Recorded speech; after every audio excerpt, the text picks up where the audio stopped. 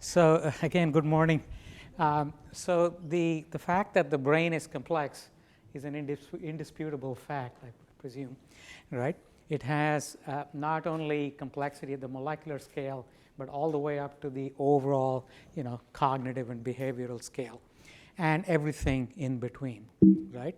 So what that means in practice is, depending on how you okay. So if there is any kind of a disruption to the brain, for instance, a concussion, right, which is a kind of a brain injury, it leads to confounding and confusing conditions that are very hard to treat, right? And it can also join up with other comorbidities that might already exist in the patient. Now, when an injury happens, not only is the injury causing changes to the brain architecture, but also the brain's own healing processes kick in. And then the patient goes to a doctor, and the doctor gives medications. The medications are doing their intended things, and also the medications are wreaking their own side effects. So this is like a complex battleground, and lots of different things happening all at once, and that's one of the reasons why brain conditions have been notoriously difficult to treat. Now, my colleagues at UT Health recently found that there's a combination of two FDA-approved psychiatric drugs, lithium and valproic acid, that in rat experiments made the rats learn faster and remember longer, right? And remember, so in other words, they were able to recall how to do a maze. The rats were made to do a maze, and they were able to do it better given this treatment of this cocktail of two drugs, right? Lithium and valproic acid. What's interesting is that we don't have a good sense of why they work, right? How well they work, and what can we do to make it better. Now, if you look at the clinical picture, a concussion, let's say the same rat, let's not talk people just yet, okay? The same rat, okay, goes through a histological examination, right? This is what the clinician is seeing, right? Basically, the brain's forbidding complexity is simply hidden to the clinician. These pictures are far too simple. Where are those 10,000 proteins, for example, right? You don't see any of that, right? This is from a recent textbook, by the way, 2018. So basically, I think it's time to change the tools that we use to look at brain tissue.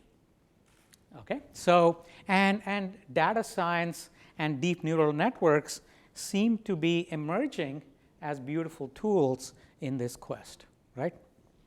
Anyway, so basically what we would like to do is to find a way to basically reveal everything that's going on in the brain, right? Basically find the changes that are happening to all of the cell types, the vasculature, detect both the intended changes as well as the unintended side effects that often go unobserved, right? And be able to quantify everything, and quantify everything at the natural scales at which the brain is organized, right?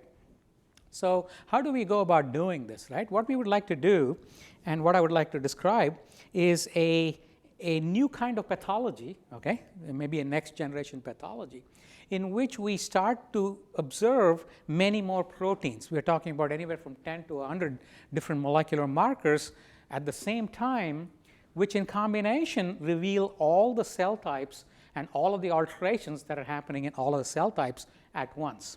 Since the brain has long-range connectivity, we can't just be looking at narrow regions. We have to be looking at large spatial extent. So we want to be able to do whole slide imaging. And then that gives us multi-terabyte data sets, so we do need robustly automated image interpretation methods in order to make sense of all this. And finally, the image analysis generates so much information that we need robust informatics at the end of that. So we started off with a 10-plex microscope. So this is a microscope that can see 10 proteins at a single time, just from straight multispectral imaging and multiplex immunolabeling, right? And then what you can do is that you can take the same piece of tissue, deactivate the dyes, and then restain it with another 10 set of markers. collect another 10-plex image, then do it again, right? By doing this process n times, you can obtain 10 times n channels of data, right? So when you can combine all this, and you can also, in addition, scan across the brain slice. So each of these little rectangles that you see out here is what the microscope can see. That's the spatial extent that it can access, right? But if you scan across the entire brain slice, right, you can capture a series of about 350 images that you can stitch together. I will not bore you with the image processing details because it's quite an endeavor to create a synthetic montage of this whole image. These are massive montages, multi-terabyte in size, but these are corrected for all of the signals, right?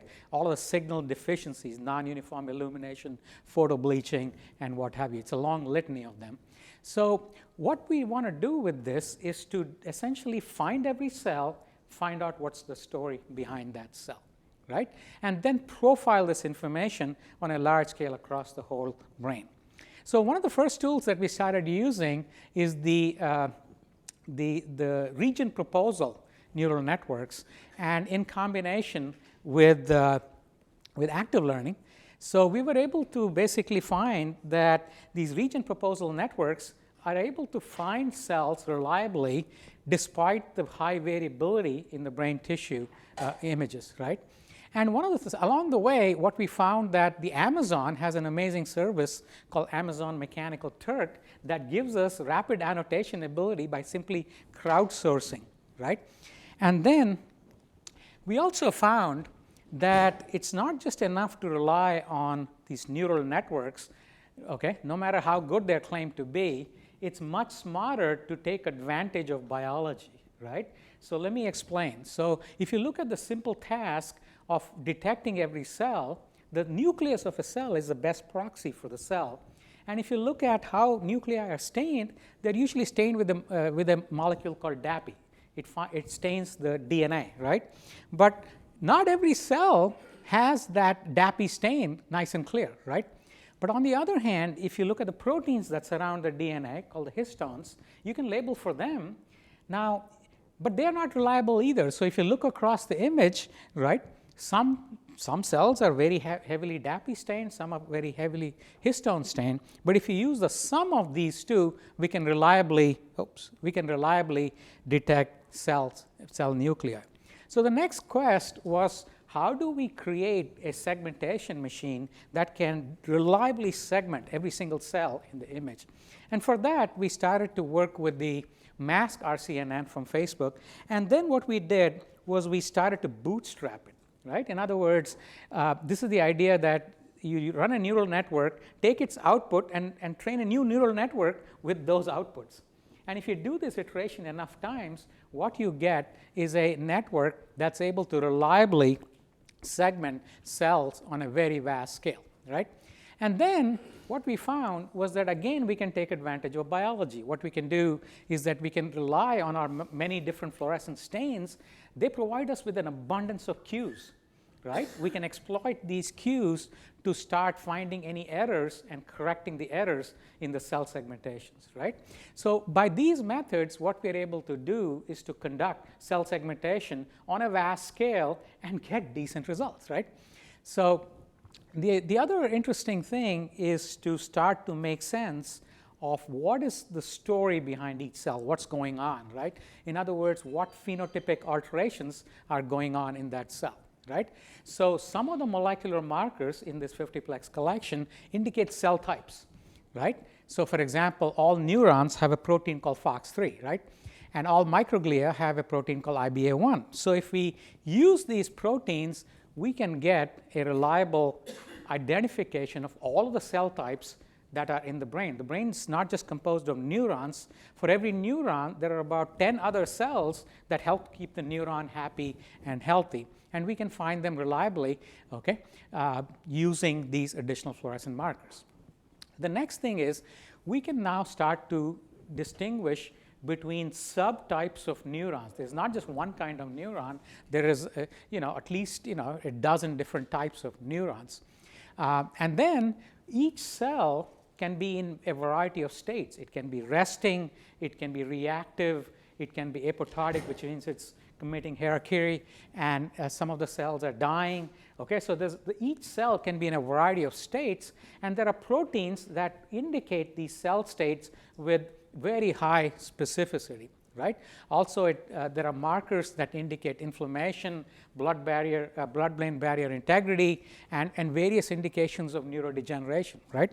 So, by using these biologically rooted markers, right, we can not only analyze whether a cell is positive or negative for a particular protein, but also find out where the protein is. That by itself is also extraordinarily informative. Right? So, we can distinguish a vast number of cell types and cell states, right? I won't bore you with the details, but by using these 50 markers in combination, in other words, by combining these in a combinatoric fashion, you can get a lot of different combinations, which in turn gives us the ability to essentially identify cell types and neuronal types and subtypes with exquisite reliability, right? So again, it's by harnessing the synergy between the biological indicators, the molecular markers, and the deep neural networks, we can get a next generation histology capability that's utterly reliable, right? And it gives us a detailed breakdown of what types of cells are present, right? And we can do that at the scale of the whole slice by running it on just a supercomputer, right? So we have a GPU cluster that we run it on, right? So what did we find? We found that the lithium and valproic acid combination was neuroprotective. It resulted in a 28% increase in the number of surviving neurons, and there were also 24% increase in the preservation of brain connectivity, right? And then we started looking at the details, and we made an unexpected finding. What we found that, beautiful as it is, the lithium and valproic acid combination was missing out an entire subpopulation of neurons called the GAD67 neurons, right? And it turns out that there is a way to protect that. There is another drug called galantamine, and what we are working on now is to add galantamine to the cocktail to see if that can provide additional neuroprotection, right? The next thing we started doing is to look at the social network of each cell, and then I guess I'm running out of time, right? So I will move quickly, right? So it's like the Facebook of cells, right? And then we started using the deep signatures that come from these deep neural networks as a way to analyze spatial distributions of cell phenotypes. And then we started to fit atlases to the brain tissue images in order to parcellate the data based on brain regions, right? And that gives us an ultra-detailed profile of protein expression by brain region, right? And then we can also do comparative evaluation of the injured versus the non-injured brain regions. And this gives us a giant bird's eye view, like an alert mechanism, that we can use to go after regions of interest in the brain. And then finally, we basically took these same algorithms and used them to identify the brain cell layers, because the brain has a layered cellular architecture, right? And then parcellating the data based on the brain cell layers, right? Anyway, to conclude rapidly, within the available 40 seconds, right? What I've tried to describe is a way of thinking that says, let us take histology in its current form and replace it with the next generation histology that brings together the power of biology as expressed with molecular marker combinations and the power of deep neural networks, along with traditional image processing algorithms, especially pre-processing algorithms, that make the neural networks possible, right? And then the new types of training techniques, for example, bootstrapping, that make these neural networks actually usable at scale. Wow, that's 0 seconds right there. Thank you all. Speaker again. And